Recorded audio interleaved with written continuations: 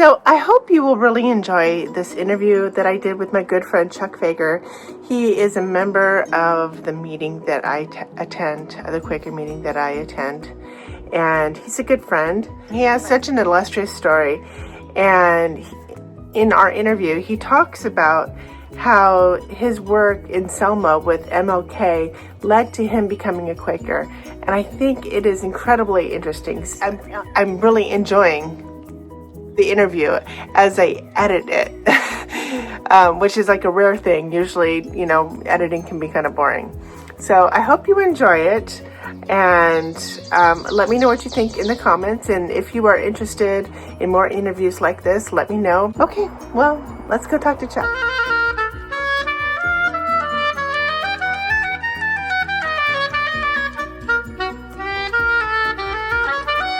Today I have my good friend, Chuck Fager. Oh, God, it's so nervous. Thank you. Now it starts with the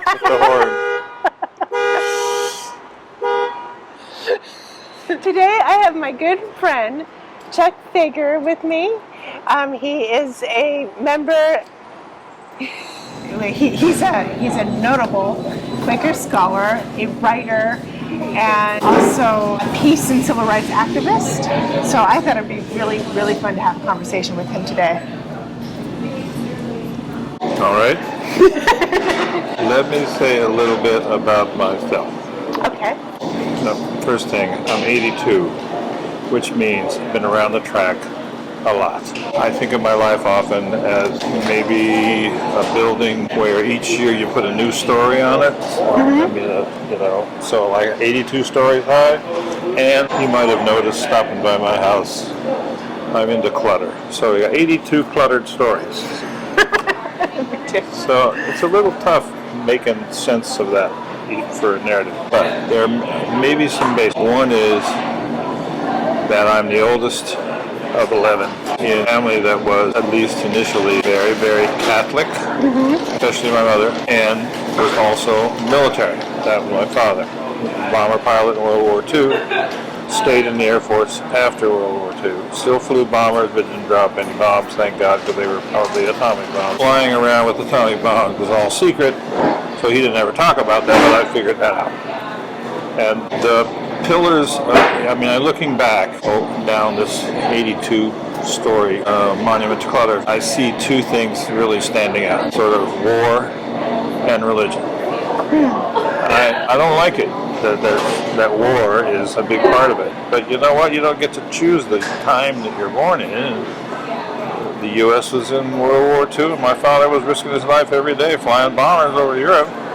There it was. And then one thing led to, Vietnam and yada, yada, yada. And I never actually served in the military myself, came close, but didn't. But nonetheless, all these wars and rumors of wars were not just a background of my life, but a big part of it. Right. And then the other one's religion. Now, it's interesting. This is speculation, but I think it's relatively informed. In a life like that of my mother, I hope this doesn't sound disrespectful, but one of the main purposes of the lives of Catholic women like my mother was to deliver more Catholics. She tried her best. So we're 11 of you. Yeah, she failed. I believe one of my siblings might be Catholic today. That's all. Any other Quakers? No. Several quite firm atheists. However, she was very serious about it, and against Catholic schools and all this stuff. And I've sort of also learned, again, nobody actually told me this, but in this world where the goal is to produce more Catholics, if you've got 11 kids, at least one of them belongs to the church. Okay. Is that in terms of like a priest or? Well, there's mostly priests and nuns. Yeah. Women too. They weren't equal. They're not equal, but they were places for women. And actually, some places, if you got to be a head of a convent or a head of a Catholic women's college, you could get to be sort of a big cheese organization without having the rank or the status of equality. In any case, it took me a while to realize this, but and nobody tried to recruit me, not in any active way, into being a priest or a monk. And yet, I found myself interested in religion, even though by the time I was halfway through high school, I had decided I didn't believe Catholic stuff. So what did I believe? Well, that was something that, worked on. And evolved over time, but religion was just still there. So what did you not believe about Catholic stuff? Was it the Trinity or the... Yeah, the Trinity's funny baloney. I don't believe in Pope. I don't believe in the kind of scheme of salvation. And the Catholic Church in my time, in my youth, was still much more authoritarian than it is today. It's still authoritarian, really, but it was much more authoritarian then. Did you go to school with nuns? I only went to Catholic school for 2 years, but see, we had what we call catechism classes. We got out of school to go to catechism classes. And then for 2 years, I was in Catholic schools in high school, and those were the years when I wasn't believing, but I kept quiet about that because I wanted to graduate and get the heck out of Dodge. And part of the mission of producing more Catholic was we were recruited to go to Catholic colleges. And those days, not all, but a lot of the Catholic colleges were sex segregated. Once my senior year in high school in Cheyenne, Wyoming, they put us on a bus and took us to Denver, a couple hours south, and there was a men's college there, Regis College. I think it's now Regis University, run by the Jesuits. And then there was nearby a women's college called Loretto Heights, and there were the Sisters of Loretto. Well, the strategy is to take Catholic boys and send them to a Catholic boys' college, and then you have a Catholic girls' college nearby, and you sort of ride herd on them as much as you can, but nature is expected to take its course, and then within 10 years or so, you're going to have a lot more Catholic kids coming out of that cohort. It's like factory farm Catholics. Absolutely. You know what? It's worked for 2,000 years. So, I mean, okay, my mother, she gave it her best, so... She was up against the 20th century American colossus. But I was still interested in religion. What was interesting to you about religion? When I was dumping Catholicism, I started reading some philosophy and psychology, sort of underground. I was at a Catholic military school in Kansas for my junior year. As a matter of fact, this ring here is from St. Joseph's Military Academy in Hays, Kansas. I got it in 1958. To the camera. Can you see this? This is probably my most personally significant artifact. This ring, which I ordered when I was a junior. Early on in the year, you had to order it way ahead of time. It was a school ring rather than a class ring, and it cost $25, a lot of money those days. And I didn't get it delivered until the following summer. I don't know why, that's just the way it was. And by the time the next summer, when the ring actually arrived, a little tiny box, I didn't even remember, didn't know what it was, so I opened it up. I had been expelled from this Catholic military school, not for bad conduct, but for bad belief. Oh, really? I had talked to some other students about the fact that I don't believe this stuff anymore, and the hierarchy, the heads of the school, they had sort of a public health approach to it. I was breathing out mind viruses. The Pope is not really that close to God, you know. Right. And Trinity, Schminity. Who was Jesus? I don't know, whatever. And they decided I wasn't safe. I had good grades. Yeah. It was a military school. I was on the drill team. More dangerous. So, yes, there was a rumor. I heard a rumor that they were going to have to get rid of me because I was a heretic. And I actually felt emboldened one day, and I went to the office of a priest who was called the Director of Student Life, and his church name, now this is an internal Catholic kind of a joke, his name was Father Thomas More, and St. Thomas More was a British Catholic who was put to death because he wouldn't renounce Catholicism in order to be loyal to the king. Okay. I didn't know that at the time, but I knew that he was somebody important. Is this like back in the English Civil War? Right. Yeah.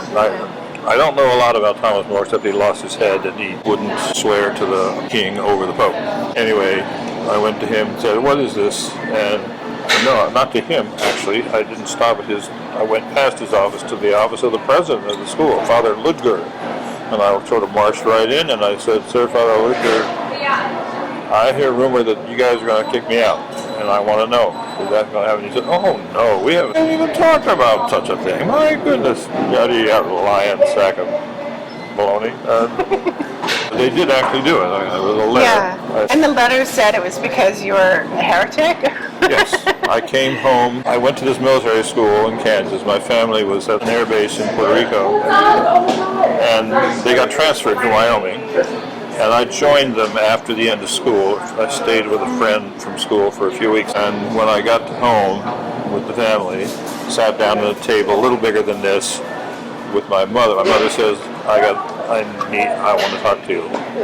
I don't like the tone of voice, but what do I do? I haven't been here long enough to get into any mischief. Sat down and she reached into her purse and she pulled out an envelope from the school. And I opened it up and there was a letter from Father Ludger. It said, we can't let him come back because he's spreading dangerous heretical ideas. This is a paraphrase from memory. My mother certainly understood it, and I understood the framework because in the Catholic Church, stakes are high. If you don't do it right, you're going to hell forever. Mm-hmm. And my mother, I don't know how she consoled herself in her later years because she was batting 0 for 11 in terms of producing new Catholics. I think God was probably relatively giving. She gave it her best shot. But so anyway. Why did she produce heretics? Well, one of my sisters who lived down in New Orleans, when my mother died at the age of 93 or 94, there was stuff, some stuff left. And one of my sisters ended up with a bundle of letters. And it turned out to be letters written by my mother to her mother, my grandmother, who lived in this little farm village, southeastern Kansas, where both my parents were born, and all 4 of my grandparents lived. I don't know if they were born there, but they lived there much of their lives. And they're all 4 of them are all buried in a church cemetery across from a big Catholic church there. And she found these letters and read the letters. They were written in 1946, right after the end of World War II. And she put them in a little book and published it on Amazon, as a Kindle book.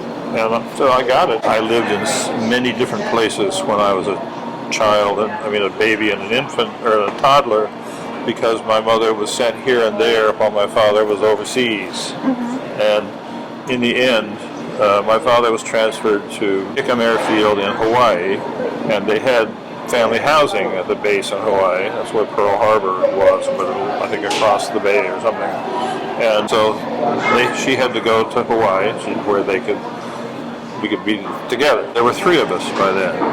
3 kids. I was the oldest, 1946, so I was 4 and a half, just out of diapers. And I had a younger sister and a younger brother who were in diapers. Now imagine, 3 little kids, they put them on a train in the middle of nowhere, Kansas. She had to get them all the way to San Francisco on the train with these 3 little kids by herself. And then they put her on a troop train.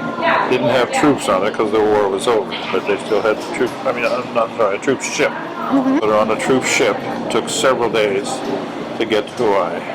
What was that like, being on that ship? Well, I don't remember. Oh, okay. I don't remember. Because you were 3 and a half, yeah. In one of the letters, she said to my father, I don't want any more kids, 3 is enough. And he laughed. These were in the days, which are still the official days of the Catholic Church. Birth control is a terrible, terrible sin. Mm-hmm. And I'm pretty sure that my parents were, at least my mother, was faithful to that commandment. That's why she had 11 kids. She had a hysterectomy after 11, so the ultimate birth control kind of thing. I believe that people have, I would call it roughly, carrying capacity. I think 3 was about her carrying capacity. Mm-hmm. And imagine stuffing 11 into that psychic space. Yeah. So why did my mother produce no Catholics? Partly because she got to be pretty tough to live with. Oh, okay. There were 11 kids born over a period of about 20-some years. That means she was changing diapers for 20 years. Yeah. Oh my gosh. And they didn't invent disposables until about halfway through. I do have vivid memories of my mother washing out smelly cloth diapers in the toilets in housing that we had in the base. So do you think you being the heretic child is the reason why the rest of them were heretics? I don't know. I don't think so. I don't think they looked up to me in that way.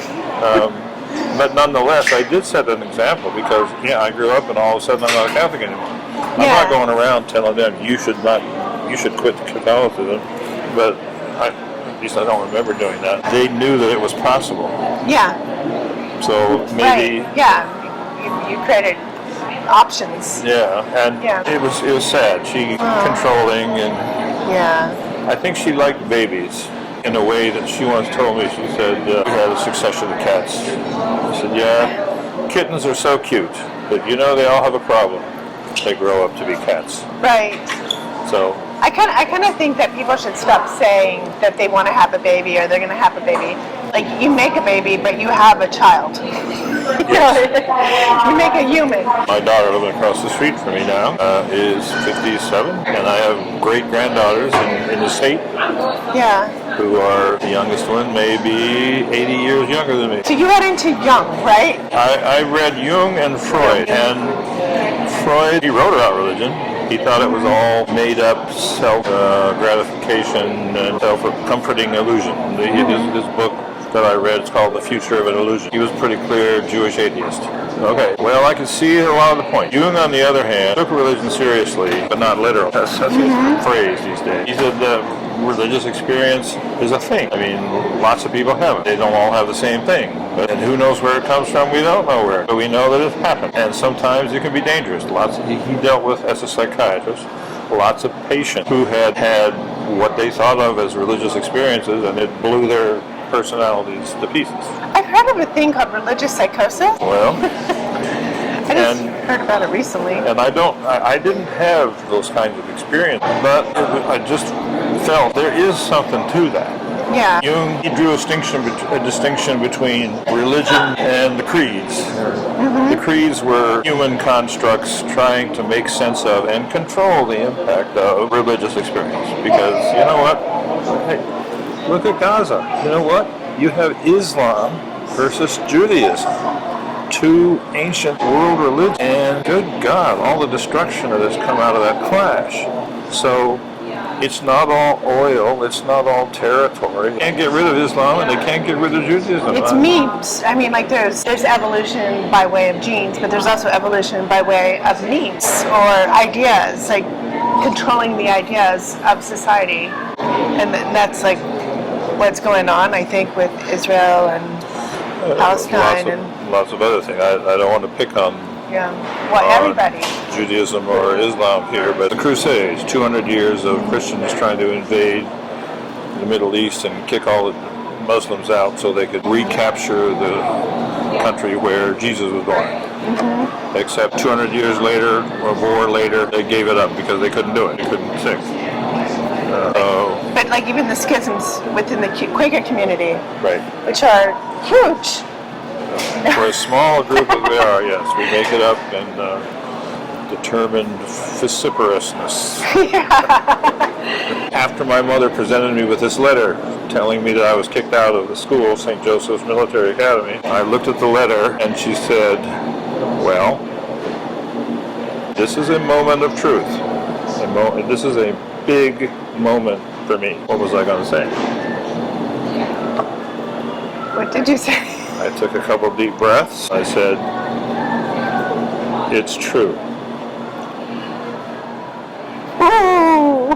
Did she give up? No. She sent me to a Catholic day school in Cheyenne for my senior year in high school. And I shut up about it because I wanted to graduate and get the heck out of Dodge. Short time afterwards, I got a little box in the mail. I didn't get mail in those days. What's this? And I opened it up and this ring was in there. And I took it out. Oh, well, I get kicked out of the school and now I get the school ring. Well, it's already paid for and I don't think I can send it back. But I looked at it, I put it on, I thought, you know what? Jung said this, anything can be a symbol of anything else. Yes. And symbols can change. I mean, Quakers, for instance, calling people Quakers, it was a slur in the beginning. Now, it's our pride and joy, our brand, icon. And if you Google it, it's a parrot. That's right. Right. So anyway, I looked at this and I thought, this has a very different significance than it did when I ordered it. But what it signifies, at least to me, is very important. This is the marker of my transitioning from whatever, boyhood to something else. So I put it on, and wedding rings come and go, but there it is still, 59, so what is it, 60 some years. Wow. What did I do? I told my mother the truth. Yeah. What were the consequences going to be? I had no idea. And I curled up and I basically separated myself from the family, even though I lived under the roof with like 6 or 7 of them. I read books and I had some really primitive headphones, a little record player and some classical records, and I played classical music and read novels and did reasonably well in school, but not great. Graduated and got the hell out of that. Did you consider yourself an atheist then? Yeah, and in fact, the atheists have all good arguments. The trouble is, for me, they didn't have my experiences. And when you say experiences, do you mean like spiritual experience? Well, you could call them that, yeah. I didn't have visions and stuff. I haven't had those sorts of things. I'm not a skeptic of those. I mean, there are some people who have visions who have delusions, okay? But there are some other people who have visions and they can change their world. How to sort that out is not easy. And I don't know, I'm not aware of any serious laboratory experience where you can take 50 of us over here and you can have us have real visions and then see what happens versus 50 of us over there and we have delusions and see what happens over there. I don't think you can program those kinds of experiences, even though clearly they are affected by surrounding worldly circumstances. But do I have religious experiences? I would say yes. And I do have a book in my bag. Here we are, folks. Our sponsor is Chemo Press, publisher of Meetings, a religious autobiography by me. Takes me through childhood, telling you the story that we've been through here about military school and getting kicked out and getting this ring and wandering on, and then ran into Quakers, and it goes through the first 10 years that I was among Quakers till like 1976. I wrote this in 2015 and early 2016 and finished it late in 2016, and I was hoping to go on for at least 2 volumes, maybe 3, but something happened in late 2016. In November, there was a political, cultural earthquake. Political, cultural, and religious earthquake all in one, early November of 2016. And I don't want to go any more into that right now. But one of the impacts that the world never noticed and didn't need to, but was that my ability to write this story just stopped. The trauma of that political, cultural, and religious earthquake was such that I was just stopped. I mean, I've written stuff since then, but I haven't picked up that project in the way that I had hoped. And I doubt that I probably will live long enough to do it. But I look forward to reading it. Yeah. I'm going to put a link down in the show notes to this, and he has a couple other books, Telling It Slant, or Tell It Slant. Tell It Slant. That's a biography, yes. Biography. And that was written by Emma, what's her name? Emma Lapsansky-Werner, and with my help. It started out to be she was going to write this biography. I asked her to do it, we contract, but over time, especially the fact I was writing about a writer, a biography of a writer, that's what I am, and that the writer was still alive. She would say, we would have an interview, and she'd say, well, so tell me about, your first marriage to Tish, and I'd say, yeah, yada, yada, yada. We'd talk for a time, and then time's up, and I said, yeah, but this isn't through the whole story, and so I'd go home, and then I'd send her 20 pages, and she basically absorbed that. So it got to be more and more a collaboration, which it hadn't been the original intention, but nonetheless it worked out. So but she's the lead author, and she read it all and edited stuff. And there's stuff that was left out because she was kind of sketchy about it, and there's too much. Some people ask me that. The biography, Tell It Slant, is 500 and some pages, and I've been asked, how come it's 550 pages? And I said, well, that's because I held back 500 more. How much did you write to get to 550? Did you write 1,000 pages to get to 550? I could have. I don't know, because I did it in pieces. Yeah. And some of the pieces, see, I've written autobiographical sketches, which I incorporated in this. I wrote some of those years ago, but they were freestanding sketch, but they fit into this larger narrative. So it was many, many, many pages. Emma tells people, I believe Chuck Fager is a guy who gets up every morning and he writes 5,000 pages, 5,000 words before breakfast. And I said, Emma, I do not do that.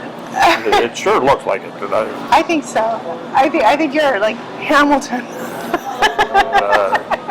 If I could stop, I would. I write a lot, so too. I'm very obsessed with what I do. But anyway, I wandered some. You had about religious experience. Yeah, I want to know about your, well, what we're talking about is religious experience. One of my favorite books in the Bible, I didn't know this for a while, but I came across it, and it really is the book of Ecclesiastes. And the book of Ecclesiastes, one of its big themes is we don't know squat about what really is happening and what's going on. And we really don't know squat about what God, whom the writer there did not openly question, is up to. There's a great I like that phrase. It said, wise people may claim to know, but they don't. Right. I said, wow, this book is in the Bible? And it's telling all these other people in here, they say they know what God's up to, and they don't? How did this book get in here? Well, I don't know the answer to that, but it did. One of the reasons I take the Bible seriously, because that book is in there. Right. And there's a great passage for me in there, but sometimes you see it happen that people who are bad and evil, they get stuff that good people should have. They don't say this directly, but the next book over from Ecclesiastes is the book of Proverbs. And in the book of Proverbs, it says again and again and again and again and again, be good, be virtuous, and do what all the commandments are and you see in your Jewish scriptures. Then God will reward you. You'll be rich. You'll have lots of kids, which is a form of wealth. You'll have money. You'll have the high regard of your community. And furthermore, you got to be good, because if you're evil and you do evil, you'll suffer, and you'll suffer in this life. God will not let the evil get away. Well, in the book of Ecclesiastes, it says, I've looked around in this world. I'm paraphrasing generally. I've looked around in the world. There's something I've seen. Sometimes bad people get the reward that should have gone to good people. And good people get the punishment and the miseries that should have gone to the bad people. This doesn't work. And I thought, wait a second, he's attacking the teachings in this other book right next door. So this book is interesting because it doesn't give you a balance of both sides. It gives you like a wrestling match. That reflected my experience. There were things in my life that were meaningful. There were things in my life that fit together. There were lots of strange coincidences. The way I got into the civil rights movement. I did not have anything like the profile of other young white people that got into the civil rights. My parents were not political. There were a lot of the white kids related to the movement. They call them red diaper babies because their parents were lefties and liberals and stuff. My parents were not like that. They went to Ivy League schools, or more or less elite school. I went to Colorado State University. Perfectly good school. It ain't elite though. No elite school for me. Well, later. I hit Harvard a glancing blow, but that's not relevant at this point. And having exposure to it, and I really didn't have any exposure until I was sort of at the end of college, back in. And they wound up. I sat down later, and I wrote a letter to Dr. King's office manager. He said, here I am, just what you need, another clueless white kid from the north. He's going to help you out. And furthermore, I'm a writer. And you know what? I got a letter back. And he said, we were thrilled to get your letter. We're looking for somebody like you. One coincidence is a coincidence. A string of them is I couldn't put it into a novel. Editors would say, oh, come on, give me something plausible. And so, in my life, there's stuff, shit happens, okay? Stuff that I can't make meaningful. Then there's stuff like this. So you got meaning, maybe, and meaninglessness. together. Well, which one do you have to take aside, or if you don't, or if you do, which one are you going to take? And I found myself coming into it. I like atheists have the better argument, because lots of innocent people do something. And there's a book about that, the book of Job. And Job gets treated horribly by God, and he finally confronts God. What's the deal here? Look I'm reading this book, Proverbs. It says I'm supposed to be okay, and I want an answer. And so towards the end of the chapter, God speaks to Job. That sits out of a whirlwind, I guess like a tornado. And do you remember the answer? The answer is, I don't have to answer you, punk. Basically, that would be my paraphrase. So this made the Bible important to me, because the part about be nice and obey these 636 commandments and stuff, that's in there too. But the struggle that reflects a lot of my experience is all in there as well. Yeah. And the resolution is not. I mean, there are proposed resolutions. It's going to happen, blah, blah, blah. None of that stuff really has come to pass. So I don't really think that's the point. So anyway, over time, longer than just these few years after college, I found myself leaning more toward, there is some kind of meaning here. I don't know exactly what it is. I think I can see glimpses of it. The fact that I delight in my great-granddaughters. Except I also worry, what's going to happen to them in Trump's America? Because they're not the right color. Well, okay, so in my religious experience doesn't necessarily settle all of that. Not for me. And that doesn't disappoint me anymore. Although one of my granddaughters, terrible things have happened to her. Her mother died when she was a baby. My second daughter basically adopted her and raised her. Her mother, my first wife, was alcoholic. We had 2 daughters, got divorced. She married another guy, had another daughter, and that daughter, Jessica, she grew up wild child. She was pregnant 3 times before she was 20. One baby died, Sid. So we were talking about the battery died. No, we weren't talking about my battery died. Battery died. We were talking about something else. We were talking about religious experience. And I want to skip forward. Well, I was talking about interplay or struggle, dialectic of meaninglessness and meaning, and that was a very real thing for me. It still is, except I'm more used to it now. It also fits into what understanding that I do have. But anyway, I ended up going to work in the civil rights movement. I did tell you that I wrote a letter to Dr. King's office manager. I didn't know him or anything. And he wrote back and said, come on. And I told him I was a writer. And that was true. Prospectively, I had done some writing in college and wanted to write some more. But how famous was Martin Luther King at this time? The first time I saw him and shook his hand was in December of 1964, and he was leaving Atlanta to go to Oslo to get the Nobel Peace Prize. So he was pretty damn famous. Okay, this is a big deal. I didn't go to Oslo. I was just standing in the hallway, and he came down the hallway. He was standing so long to all the staff, and I was sort of the new kid on the block. And somebody said, "Oh, it's Chuck Fager. He's new." And he said, "Oh, how you doing?" Shook my hand. And my first impression. You want to guess what my first impression was? Yeah. No, I don't. I want you to tell me. He's shorter than me. I mean, wait a minute, Martin Luther King, he's got to be, like at least his high, right? Mm-hmm. Bigger than life. I mean, I was taller than I am now then. Not a whole lot taller, but still, it was funny. I was a complete and utter failure as a writer for them. Thank God they were tolerant enough not to fire me. They were only paying me $25 a week, but because I was completely out of my depth. That's another chapter. Yeah.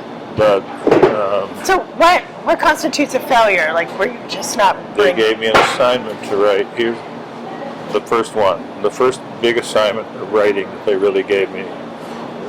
guy told me, I forget who it was. It wasn't Dr. King, but maybe the office manager said, Ebony magazine, big slick imitation of Life magazine. They want to do a cover story on the men around Dr. King. The men around what? Dr. King. Okay. He had a circle he called the executive staff. Okay. And they're going to send a reporter down to do it. But we want you to go interview these guys and make notes about it. And the notes are going to go to the reporter to help them get up to speed. Mm-hmm. Piece of cake, no problem. Well, the first one of the men around Dr. King that they sent me to interview was a woman. Oh. There were two women on his executive staff. Dr. King and his circle, they were not pioneers of feminism. They were male chauvinist pigs. Okay. Okay? I can imagine now. Yeah. So the two women were low status. So one of them was actually one of Dr. King's girlfriends, but the other one was an older woman who ran a program that they got some foundation money for that taught literacy to folks out in the sticks who were working on farms where the boss man handled all the pay like once a year, and they couldn't read, so they say, here's your account sheet. Yeah.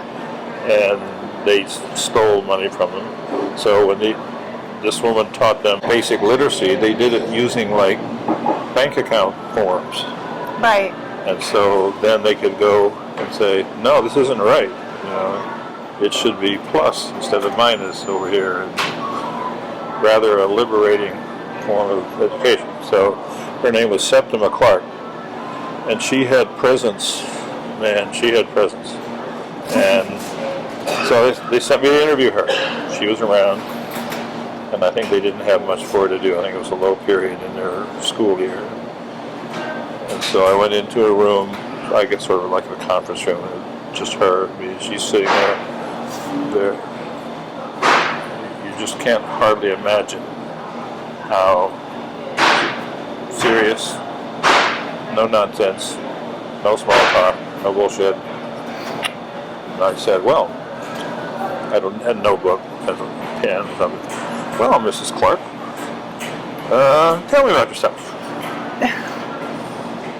She sort of looked at me a little bit, and the first thing she said was, my father was a slave.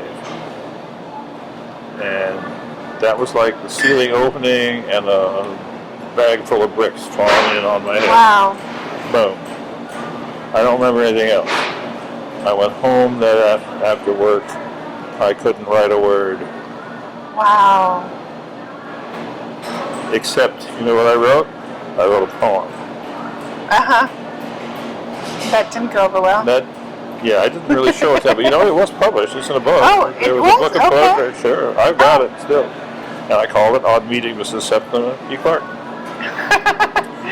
Well, that's good. And is the poem available to put in the show notes? Sure. You can put it in the show notes and you can read it if yes, you want to share I it. could look up the link. I actually have put it, I think I've put it in my blog. Okay. I'll leave a link to his blog. Which one? A friendly letter. I only really have one blog. Oh, I but think it covers more than one topic. Oh, okay. So that was really the end of that writing process.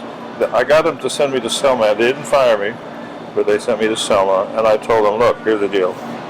A fax machine was a big thing in those days. Mm-hmm. And they had a fax machine in a little office across the street from the city hall. And I said, here's what I'll do. I'll follow people around, and then at the end of late in the day, I can sit down in the office and I can type up a summary of what's happened. And then we can put it on the fax machine to send it to Atlanta, to the main office. Mm-hmm. And you can use it to talk to reporters there. Because, reporters call them up a lot. And the action for the organization called the Southern Christian Leadership Conference. The office was in Atlanta, but the action was in Selma, 300 miles away. And I did that like twice. And the second day, I sat down at the typewriter, and it was almost like something fell through the ceiling and knocked me out of the chair because it is a complete lie for me to crunch these keys and make words that are supposed to summarize what was going on here today, because I do not have a clue. Even though I was here and I was walking around, I don't understand shit. I don't understand the South. I don't understand the North. I don't understand black people. I don't understand white people. I don't understand segregation. I don't understand the movement. I don't understand nothing. I know that feeling. Maybe English, somewhat. And I can't do it. But I wrote another poem. Oh. And it was published too. It's called Selma Streets. It seems that a lot of people operate without needing to understand a lot. They just, I guess, they understand the assignment, but they don't. Yeah, well, AI can do it all for you. Have the depth behind it. They don't have to. There's no meaning attached to it. But like you and I, we're people who need. We need a holistic understanding, and we need to know the meaning. It was a moment like this with my mother. Yeah. So explain this out to me, Charles. I can't. So I was struck dumb as a writer for about 9 months. I wrote another couple of poems. There's 3 of them. The third one is in my book about Selma.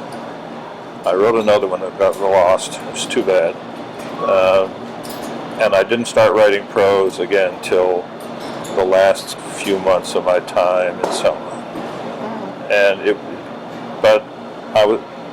When people would come, there were lots of visitors to the Selma, people, Unitarian ministers and stuff, coming down, getting up to speed. And after I was there a couple of weeks, there was sort of a uniform. They went downtown, because Selma was a farm town, or it was then anyway. There was a farm store, and some of the workers, they went in there and they got overalls and jean jackets. So I went in and got overalls and a jean jacket.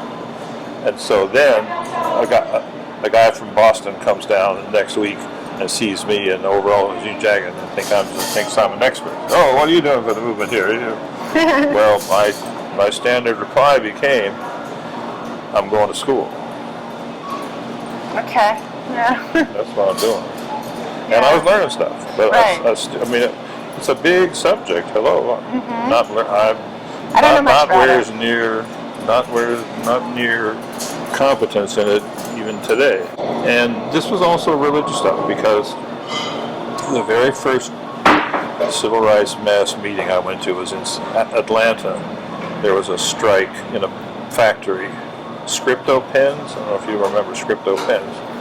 They had a factory in Atlanta, and most of the workers in the plant were divided into 2 categories, skilled and unskilled. Skilled workers got paid more. Mm-hmm. They all did the same stuff. But guess what? Skilled workers were all white. Right.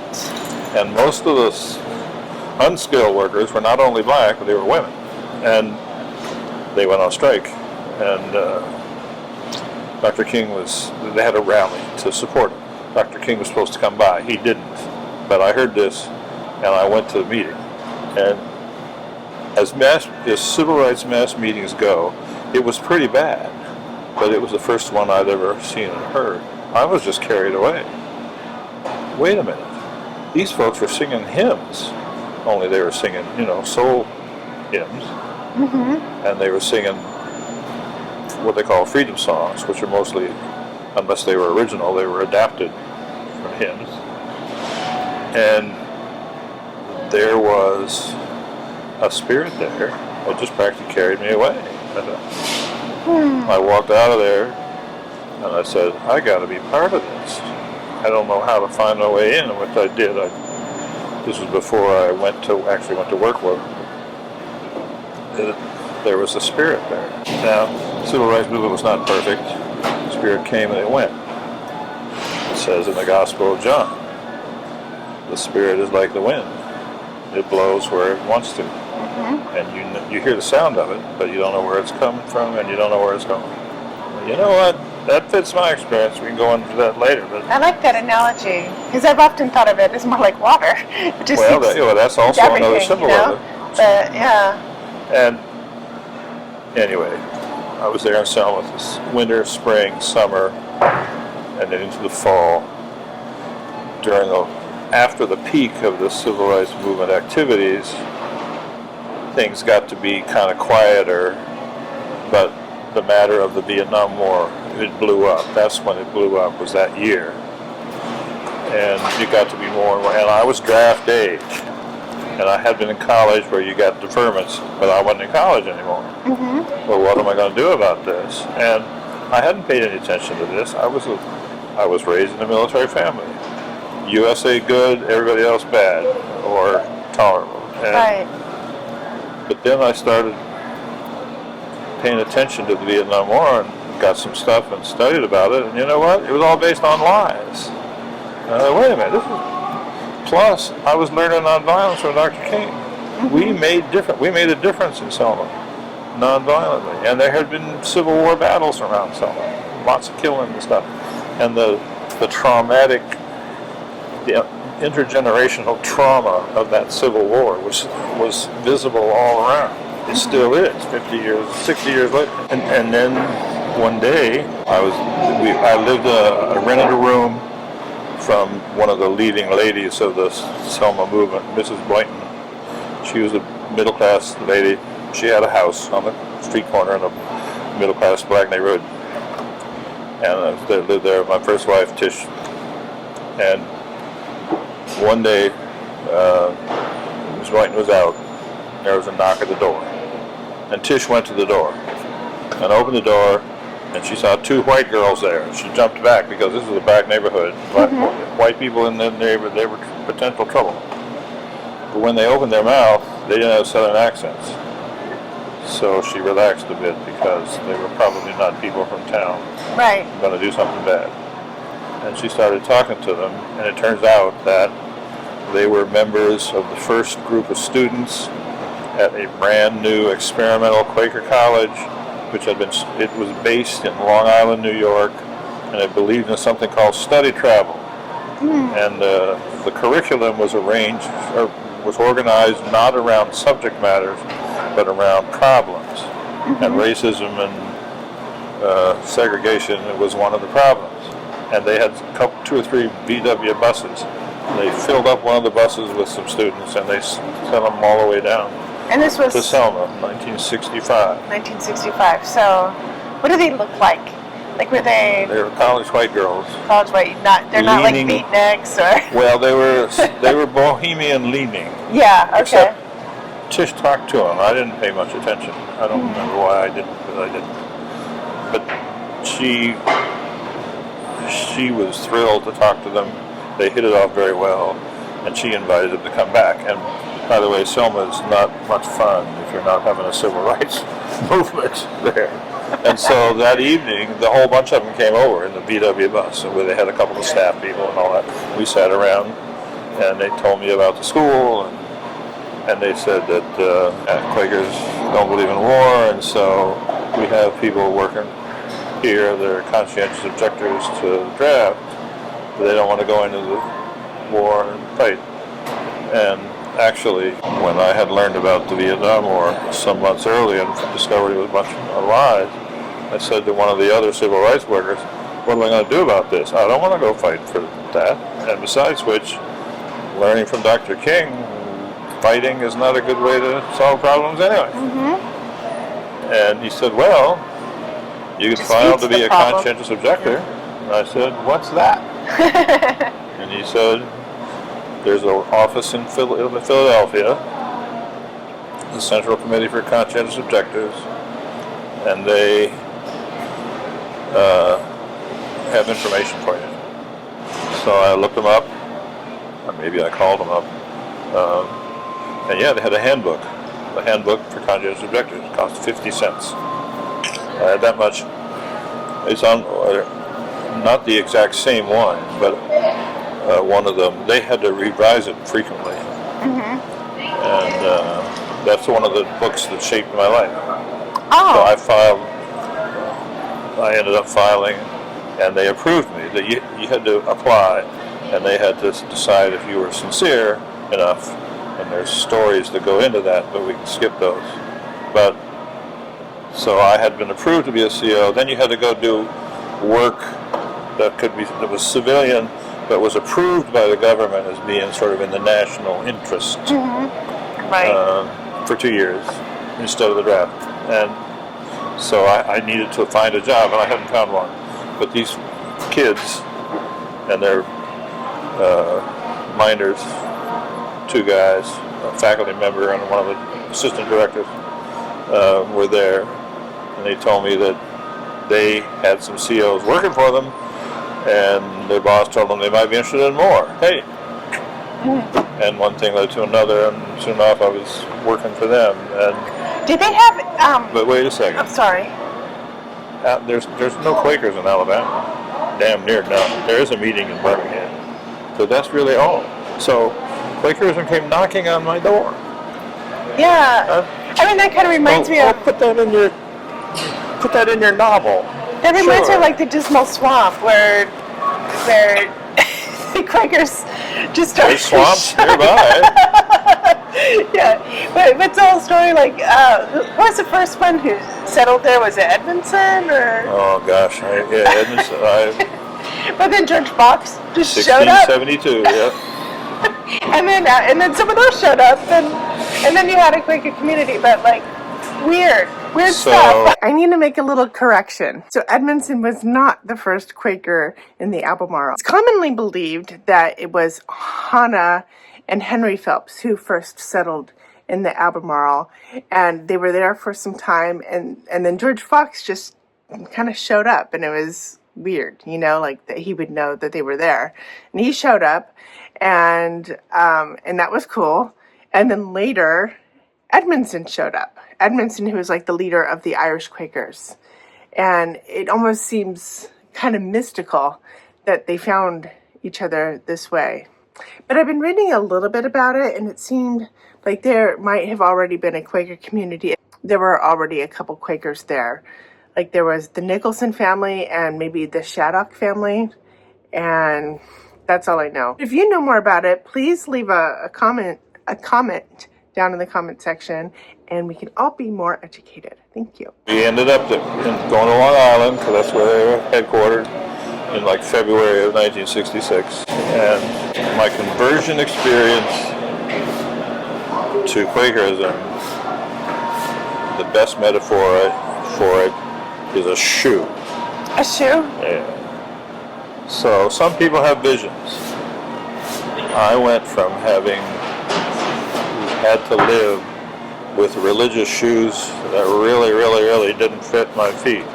And if you've ever had trouble with your feet or with shoes, your feet are not the most glamorous parts of your body, except I guess if you're unless you're a foot fetishist, but if your shoes and your feet don't work together well, it is tough. You gotta walk on your feet as long as you can. And Quakerism was a shoe that fit. That's how it works for me too. It's a shoe that fits. And it's not perfect. There's been lots of troubles, and then there's more to it, but we don't have to try to do it all at once. There's also a matter of sense of calling. Yeah. One of my favorite Quaker writers, he spends his winters somewhere in the warm South, Southern California, but he lives in Vermont, and he drives back and forth, and he's coming back in a week or two. And if he comes through town, I'd like to be able to write to him and say, you want to stop and have an interview with rising star of YouTube Quakerism, because he's written 2 books, and he's not highly educated in any form. He never went to a divinity school or a seminary, all that stuff, but very wise guy. And his summary of Quakerism is, I'm putting words in his mouth, but I'm respecting his ideas. Spirit, God, whatever it is, pull some people together to do some work, some specialized work. And that's what Quakerism is about, doing some work. Well, what is that work? Well, one, figuring out the work is part of the work. So that's what we're doing at the spring meeting. We're figuring out our work. That's part of our work. particularly, for this go-round in the world. And then, well, one thing you'll find if you got your eyes open, there's an awful lot of work to do. And you can't do it all. So what work are you supposed to do? Well, that's, again, you're figuring out the task of figuring out the work for your group is part of the work, as well as figuring out the work for you. Before we came here, we went to a Mexican restaurant and we talked, and you were talking about that sign in front of Fort Bragg's, that in front. Words conquer. Words conquer. And the one thing that I've noticed in our Quaker meeting and other Quakers is that there's a heck of a lot of writers and teachers and content creators, and so maybe the work is word. It's word work. Well, if we're not going to join the army and be shooting people, my own vision of the community, especially the liberal Quaker community, is a bit different. But I'm not trying to contradict your description of it, because you may well be right. You know the concept of the professional managerial class, the PMC. Anyway, that's us. Only most of us are at the lower levels. Teachers, social workers, librarians, a few professional people, the higher levels, professors. Especially since an awful lot of the meetings are in the orbit of colleges and universities. But then there are people who work for companies, but they tend to be companies which involve more than just making stuff. Although this Ron, one of the pillars of our meeting, he was an engineer for Duke Power. Only he was a boss engineer. He didn't sit in an office all the time. He organized and supervised crews that dealt with, electrical disasters. Power's always going out, storms and so on and so forth. He ran that stuff. He traveled a lot. I've told him he needs to write a book about himself.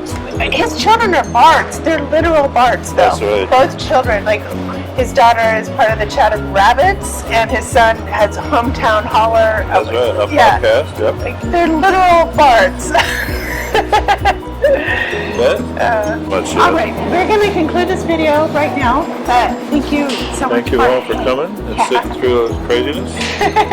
It was a lot of fun. We have Quakers. We have some weird ideas of fun. But yeah, we do. So, mind the light, walk cheerfully, and a legitimate non-carborundum. Don't let the bastards grind you down. 10-4. Bye.